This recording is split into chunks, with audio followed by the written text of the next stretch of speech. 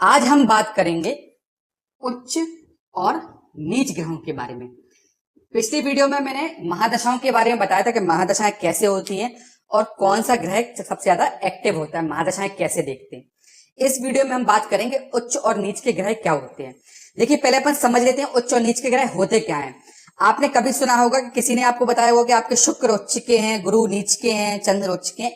Example के लिए तो जैसे मान लीजिए शुक्र उच्च के हो गए, मतलब शुक्र एक ऐसी राशि में बैठ गए हैं जहां पे वो अपना फल है ना दोगुना दे रहे हैं। फॉर एग्जाम्पल शुक्र का कारक है, शादी के कारक है, लग्जरी लाइफ के कारक हैं, विवाह के कारक हैं, अर्थात लव मैरिज हो गई, गाड़ी, संपत्ति, घर और लग्जरी से जुड़ी हुई सारी चीजें शुक्र देखते हैं।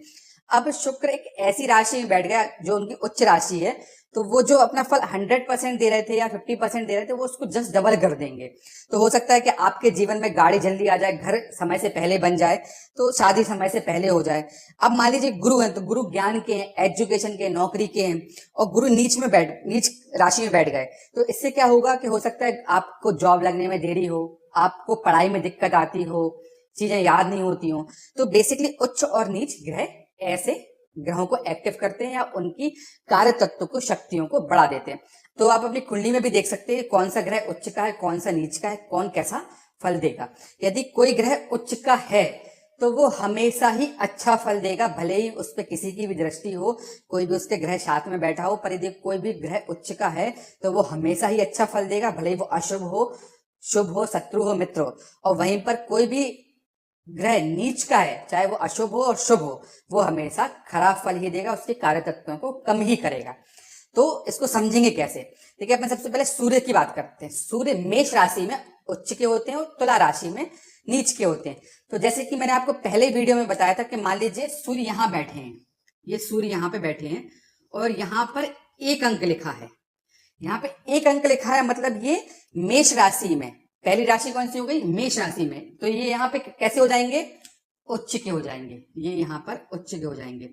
वहीं पर मान लीजिए यहाँ पर तुला राशि अर्थात 7 अंक लिखा है, तो ये यहाँ पे क्या हो जाएंगे, नीच के हो जाएंगे। अब बहुत आसान है, आप तो सिंपल सा पकड़ के चलिए कि जो पहले से 7वीं राशि होगी, मतलब जिस राशि में वो उच्च के होंगे उससे 7वीं राशि पे नीच के होंगे। जैसे ये पहली राशि है, मेष पहली राशि है, तो इससे 7वीं राशि पे ये कैसे हो गए, नीच के हो गए। वृष मान लो दूसरी राशि है, देखिए आपको वहां दिख रहा होगा वृष दूसरी राशि है, तो ये अपने से 7वीं राशि में नीच के हो गए। मतलब यदि आप 2 से 7 काउंट करेंगे तो ये वृश्चिक राशि 8वीं राशि में नीच के हो गए। तो कुल मिला के आपको इतना ध्यान रखना है कि जिस भी राशि में, फॉर एग्जाम्पल ये मीन राशि 12वीं राशि है उदाहरण के लिए, तो 12वीं राशि में यदि कोई ग्रह उच्च का है तो वो नीच का कैसा होगा, तो 1 2 3 4 5 6 7 कन्या में नीच का होगा। वहीं पर यदि कोई अपन चौथे ग्रह की बात करें, कर्क राशि में कोई उच्च का है तो वो 1 2 3 4 5 6 7 मकर राशि में नीच का होगा। कुल मिला के आपको जिस राशि की बात हो रही है वहां से उसी को काउंट करते हैं, उसको पहला पकड़े, वहां से 7वां जो ग्रह होगा वो उसका नीच का होगा। तो चंद्र की यदि अपन बात करें तो चंद्र वृष राशि में उच्च के होते हैं, वहीं पर वृश्चिक राशि में नीच के होते हैं। अब यहाँ पे जैसे मान लीजिए किसी की कुंडली में यहाँ पे चंद्र बैठे हैं, ठीक है, तो चंद्र यदि मान लीजिए 2 अंक पर बैठे हैं, यहाँ पे 2 अंक पर बैठे हैं, तो वो कैसे होंगे, उच्च के होंगे। और वहीं पर वो 8 अंक पर बैठे हैं तो वो होंगे कैसे, नीच के।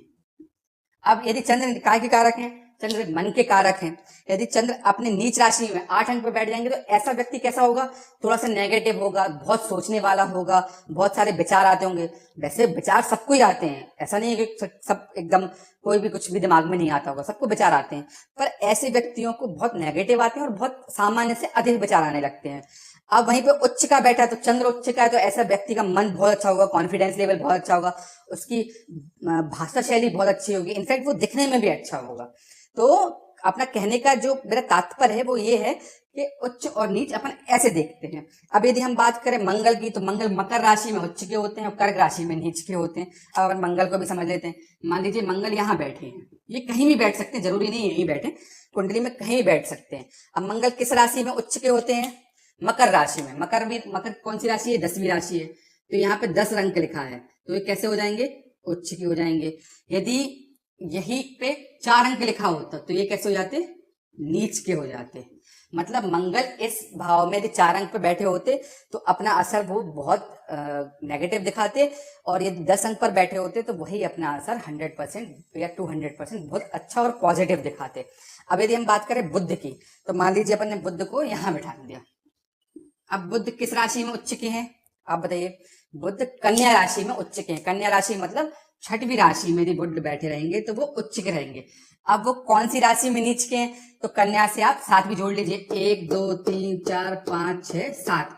मीन राशि में वो मतलब 12वीं राशि में नीच के होंगे और छठवीं राशि में उच्च के थे। अब हम बात करें गुरु की, गुरु ग्रह, तो गुरु ग्रह कैसे हैं, कर्क राशि में उच्च के हैं।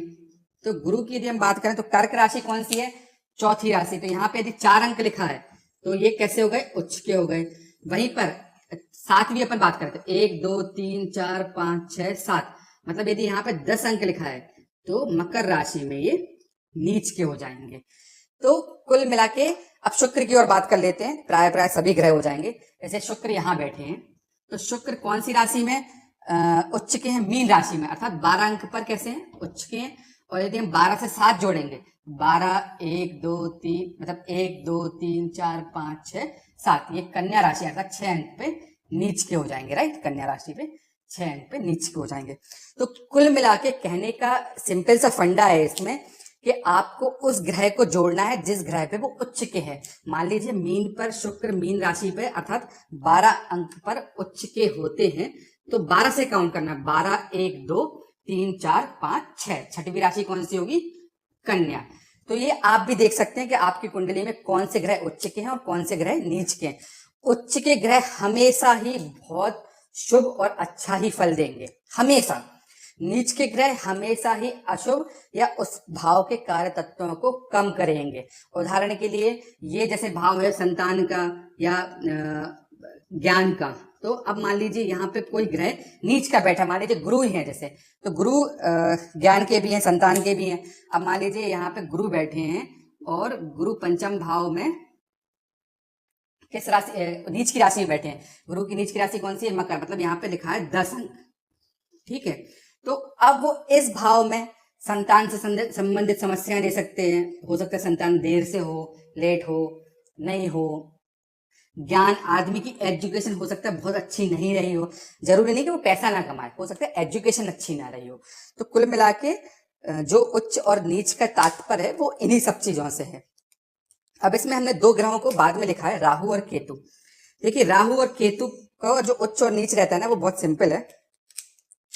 राहु जो है वो तीसरी राशि अर्थात कौन सी राशि, मिथुन राशि में उच्च के होते हैं और धनु राशि में नीच के माने जाते हैं। वहीं पर केतु जो है वो धनु राशि में उच्च के होते हैं और मिथुन राशि में नीच के होते हैं। मतलब कुल मिला के आपको 7-7 का लेके चलना है, सीधा का सीधा हिसाब रहेगा आपका। तीसरी राशि हो गई मिथुन राशि, इसमें केतु नीच के रहेंगे और धनु राशि में उच्च के रहेंगे। वहीं के इसके अपोजिट राहु मिथुन राशि में उच्च के रहेंगे और धनु राशि में नीच के रहेंगे। मतलब कहने का मतलब यह है कि राहु यदि मान लीजिए, पर इसको भी समझ लेते हैं कि राहु आपके यहाँ पर मान लीजिए 3 अंक पर बैठे हैं, तो राहु भले ही खराब ग्रहों में से आप समझते हो खराब ग्रह हैं, पर ऐसा है नहीं है। पर यदि आप मानते हैं कि राहु अच्छा फल नहीं दे रहे हैं, अच्छे ग्रह नहीं है, पर वो 3 अंक पे बैठ गए, तो हो सकता है कि वो बहुत अच्छा फल दें, क्योंकि वो उच्च राशि में बैठ गए। और उच्च राशि में कोई खराब ग्रह बैठ जाए, अशुभ ग्रह बैठ जाए, शत्रु ग्रह बैठ जाए, क्रूर ग्रह बैठ जाए, वो अच्छा ही फल देगा। तो ये उच्च और नीच के ग्रह हैं, आप एक बार इनको समझ लीजिए। राशियों का सीक्वेंस आप एज इट इज रखिए कि ग्रहों का सीक्वेंस आप एज इट इज रखिए, सूर्य चंद्र मंगल बुध गुरु शुक्र शनि राहु और केतु, और फिर सीधा याद रखिए सूर्य पहली राशि में उच्च के होते हैं और पहले से 7वीं जो राशि होगी उसमें नीच के होंगे।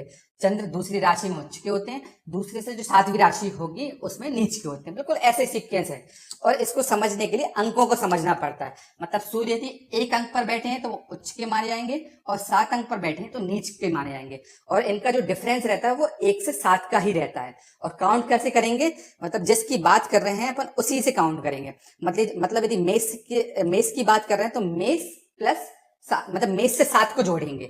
ब्रश की बात कर रहे हैं तो ब्रश को जोड़ेंगे, फिर 7 उसके साथ ही 7 ग्रहों को जोड़ेंगे। जैसे कि मान लीजिए एक बार मैं बता देता हूं कि मान लीजिए यहाँ पे समझ लेते हैं कि अपन यदि मान लो धनु की बात कर रहे हैं तो धनु को भी जोड़ेंगे, 1 2 3 4, 5, 6, 7, ये इनके धनु के कौन हो गए?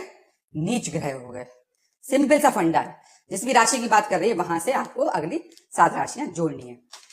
तो यदि आपको मेरा ये वीडियो अच्छा लगा हो, इससे थोड़ी सी भी जानकारी मिली हो, तो कृपया करके मेरा चैनल सब्सक्राइब जरूर करिएगा, साथ ही लाइक एंड शेयर करना ना भूलिएगा।